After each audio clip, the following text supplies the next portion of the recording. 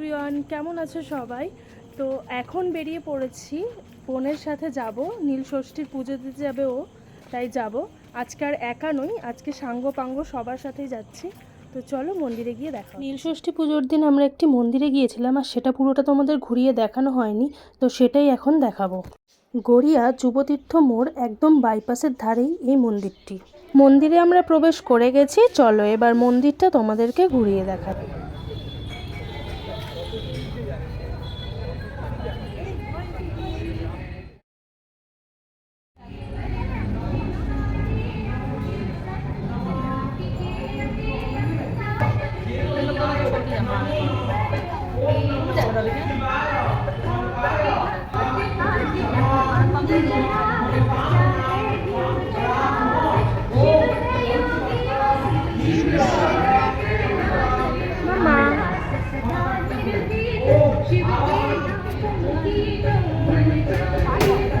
মামা ঠাকুরটা নমো করে নাও, দু হাতে ঠাকুর ওইদিকে।